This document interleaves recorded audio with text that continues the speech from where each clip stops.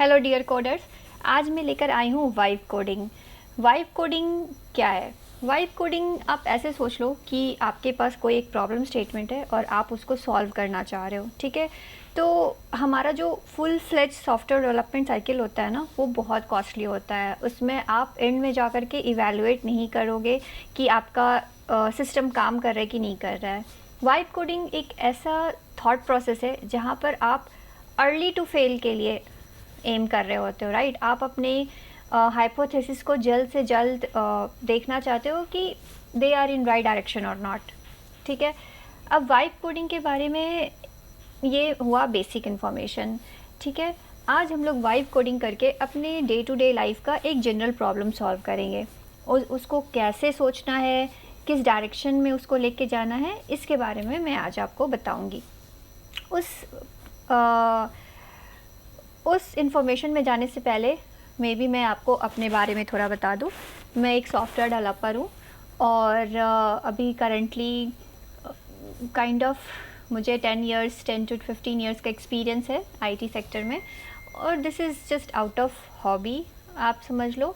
मुझे अच्छा लगता है कोड के बारे में और बातें करना, लोगों को पढ़ाना, बच्चों को पढ़ाना। मैं इवन अपने बच्चों को भी पढ़ाती हूँ कोडिंग। तो मैंने सोचा कि ये वाइब कोडिंग एक बहुत ही अच्छा टॉपिक है और उसमें कैसे सोचते हैं ना थॉट प्रोसेस को, वो मैं आपके साथ डिस्कस करती हूँ, ठीक है। तो सबसे पहले मैं आपको एक प्रोडक्ट दिखाती हूँ जो मैंने इस वाइब कोडिंग से बनाया है। चलते हैं उसके तरफ। अभी देखो, ये जो आप अभी देख रहे हो ना, ये मेरा प्रॉब्लम स्टेटमेंट क्या था।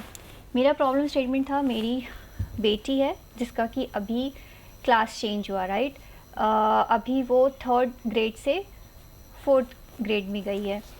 अभी मेरे पास उसको उसकी पढ़ाई को ट्रैक करने के लिए, या फिर वो अगर अपनी पढ़ाई को ट्रैक करना चाहती है कि उसने कितना सिलेबस कंप्लीट करा या फिर उसने कितने टॉपिक्स कवर किए हैं जो उसके आगे के एग्ज़ाम्स में हो सकते हैं, या फिर एज अ जनरल क्लास 4 में उसे किस तरह के टॉपिक्स पढ़ने होंगे, राइट। उसको उसकी एक ट्रैकिंग होनी चाहिए। तो मैंने उसके लिए ये एक छोटा सा POC प्रोजेक्ट बनाया। वाइब कोडिंग यही है जिसमें आप अपने आइडियाज़ को पहले एक प्रॉब्लम स्टेटमेंट लेते हो, उसके बारे में पहले सोचते हो कि किस तरह से उस प्रॉब्लम को सॉल्व कर सकते हैं। तो जैसे कि मेरी बेटी का प्रॉब्लम था कि इतने सारे सब्जेक्ट्स होते हैं और बच्चे छोटे होते हैं, अभी वो 9 साल की है, तो उसके लिए काफ़ी मुश्किल है एक एक टॉपिक को ट्रैक करना, उसने कितना समझा है, कितना पढ़ा है। इसलिए मैंने ये एक सॉल्यूशन बनाया उसके लिए। मैंने उसके साथ ये डिस्कस करा कि वो किस तरह से इसको ट्रैक करना चाहती है। तो उसका इनपुट था ये, आप ऐसे सोचो कि आप एक कस्टमर से बात करें जो आपका प्रोडक्ट यूज़ करने वाला है, राइट। उसके इनपुट्स ये थे कि it should be very simple, it should be like 1 liner, और उसको सब्जेक्ट वाइज क्लासिफिकेशन चाहिए, प्लस उसको क्लास वाइज चाहिए। काइंड ऑफ लाइक अभी वो क्लास 3 से क्लास 4 में स्विच की है, तो उसको पता होना चाहिए क्लास 4 में किस तरह के टॉपिक्स होंगे, राइट। अभी मैं आपको ये दिखाती हूँ। सबसे पहले मैंने क्या करा, इस वाइब कोडिंग को करने से पहले मैंने इनपुट्स लिया। आप थॉट प्रोसेस को समझो कैसे काम करना है। आपको एक प्रॉब्लम स्टेटमेंट लेना है, आपको उसके बाद उस प्रॉब्लम का जो भी क्लाइंट है आपका, उसके साथ डिस्कस करना है कि वो किस तरह के प्रॉब्लम सॉल्व करे। कभी भी उससे सॉल्यूशन नहीं लेना है, उससे आपको उसकी कंफर्ट के हिसाब से सॉल्यूशन को समझना है। इन द सेंस वो किस तरह से सिस्टम को यूज़ करने वाला है, in the sense user behaviour आपको समझना है, राइट। तो मैंने उससे समझा यूज़र बिहेवियर, वो इसको किस तरह से यूज़ करना चाहती है। फिर मैंने अलग से जाकर के इसकी रिसर्च की। Research in the sense normal basic, क्योंकि ये एक बेसिक प्रोजेक्ट था तो इसमें मुझे बहुत ज़्यादा रिसर्च नहीं लगा, क्योंकि मैं खुद भी इस डोमेन से गई हूँ, राइट। ये एक एजुकेशनल डोमेन है तो मुझे भी पता है कि कैसे स्ट्रक्चर चलते हैं, पर स्टिल मैंने रिसर्च करा, क्योंकि आज के टाइम में हमारे टाइम से प्लस माइनस चीज़ें चल रही हैं एजुकेशन में, राइट। क्योंकि सब्जेक्ट्स बढ़ गए हैं, या फिर अब जैसे वो UAE में है तो UAE के भी अलग सब्जेक्ट्स उसको कवर करने होंगे, राइट। तो इस तरह से मैंने एक रिसर्च को एक स्कोप करा कि हम लोग इसका स्कोप रखेंगे CBSE करिकुलम पे, प्लस UAE के जो एक्स्ट्रा सब्जेक्ट्स होते हैं उसको हम इंक्लूड करेंगे, राइट। तो ये हुआ हमारा सिस्टम डिज़ाइन का थॉट प्रोसेस। मतलब मैं आपको ना बहुत ब्रेक डाउन करके एक नॉर्मल लेमैन लैंग्वेज में समझा रही हूँ कि थॉट प्रोसेस कैसे निकालना है। Thought process is the main biggest thing right now. Coding challenge जो है ना वो बिल्कुल 30% रह जाता है अगर आप अपना जो 70% है ना, अगर आप सिस्टम डिज़ाइन में इसको सॉल्व कर लेते हो। मतलब planning is the biggest thing, okay. Planning is the biggest thing, and then execution becomes just you are filling the input to the pipeline of the AI world. तो अब मैं आपको इसका एक डेमो देती हूँ। जैसे देखो, मैंने इंग्लिश, अब मैंने सब्जेक्ट्स वाइज, अब मैंने जब पता करा तो हमारे हिसाब से बस इंग्लिश, हिंदी, मैथ्स, ईवीएस इतना ही होना चाहिए था, बट प्लस यूएई के कारण, क्योंकि हमारा जो क्लाइंट है वो यूएई में पढ़ रहा है, ठीक है, उसके लिए मुझे अलग से moral science, Arabic, French as an extra language और कंप्यूटर साइंस ये मुझे इंक्लूड करने पड़े। तो इसको कहते हैं मार्केट डिस्कवरी, इसको कहते हैं क्लाइंट रिक्वायरमेंट डिस्कवरी। मतलब इस तरह से आप सोचो, ठीक है। मैं आपको ना थॉट प्रोसेस समझाना चाह रही हूँ। Thought process is the biggest thing, okay. अब आप देखो, इसके अंदर जाते हैं। अब मैंने इंग्लिश को कैसे कवर करा है। इंग्लिश में जब आप जाओगे इसके अंदर, तो सबसे पहले हमने टॉपिक्स को लिस्ट डाउन करा। जैसे यहाँ दिखा रहा है ना, 54 टोटल टॉपिक्स हैं जो क्लास 4 के बच्चों को कवर करना होता है, पढ़ना होता है। मैंने इसको बहुत वर्बोस भी नहीं करा, क्योंकि अगर आप बहुत वर्बोस करते हो ना तो देन वो भी लॉस्ट हो जाता है आपका इंफॉर्मेशन टू मच में। This is just a to do list, right. If you see, it looks like a to do list, but very much kind of classified, एक ग्रुपिंग की हुई है इसकी। फोनिक्स की ग्रुपिंग्स फोनिक्स में है, grammar की ग्रुपिंग्स ग्रामर में है। तो आप देख सकते हो, तो इससे ना बच्चे को क्लैरिटी मिल रही है कि किस एरिया में क्या कवर करना है, राइट। अब आप देखो, अब हम टॉपिक्स के अंदर जाते हैं। टॉपिक्स के अंदर जाते हैं, जैसे कि ये है हमारा फर्स्ट टॉपिक। इसमें मैंने क्या क्या फंक्शनैलिटी डाली, very minimal functionalities. First, if they are starting the topic, they will click on this, that shows in progress, like they are going through this topic, they are reading it, might be in school or maybe घर पे पढ़ रहे हैं इस topic को।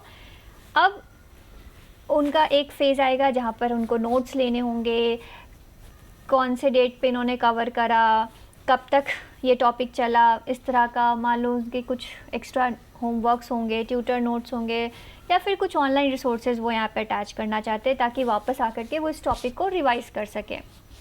तो those और functionalities are there, okay.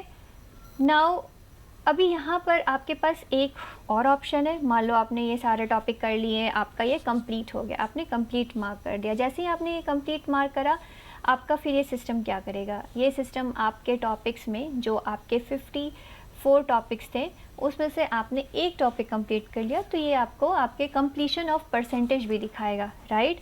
इससे हमारे जो यूज़र है, उस यूज़र को समझ में आएगा कि उसने किस सब्जेक्ट में कितना कंप्लीट करा और किस सब्जेक्ट में कितनी मेहनत और भी बाकी है ना।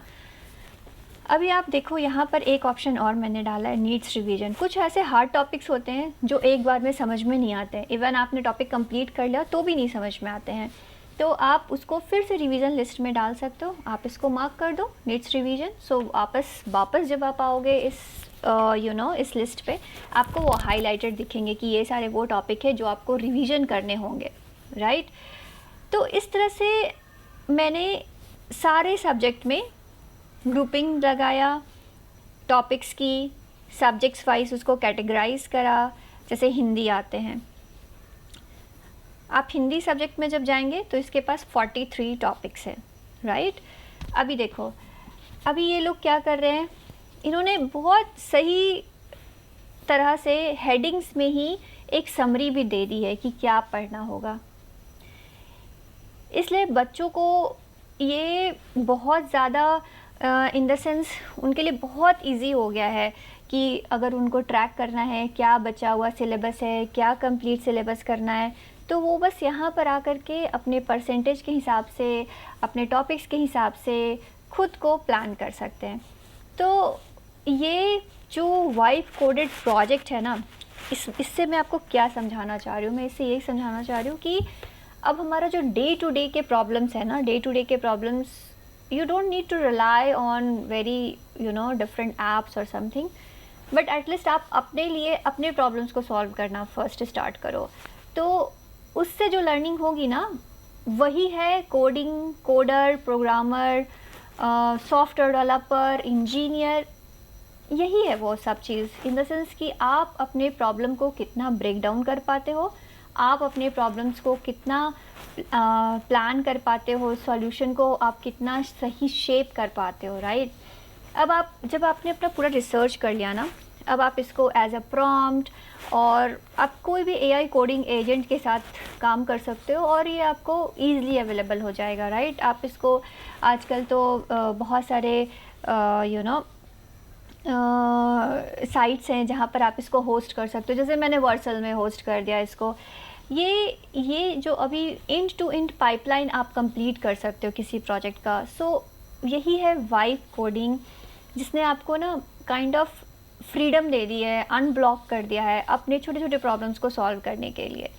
तो अगर आप और भी सीखना चाहते हो और भी समझना चाहते हो vibe coding, codes and how to proceed forward, क्योंकि अभी जो प्रोफेशंस है ना, काइंड ऑफ सॉफ्टवेयर डेवलपर का जो स्टार्ट पॉइंट है, जो माइंडसेट है, वो काफ़ी चेंज हो गया है।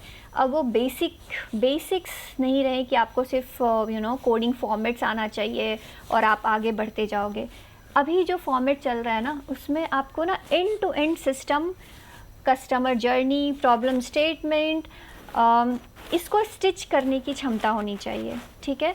अगर आपको ये वीडियो अच्छा लगा हो और आपको लगा हो कि आपके सोच को एक डायरेक्शन मिल रही है, तो आप प्लीज़ सब्सक्राइब माय चैनल, और अगर आपको अच्छा लगा हो तो like the content as well, क्योंकि ना इससे मुझे इंस्पिरेशन मिलेगा कि हाँ, मैं किसी को हेल्प कर पा रही हूँ इस कंटेंट से, तो मैं और कंटेंट बनाने की कोशिश करूँगी।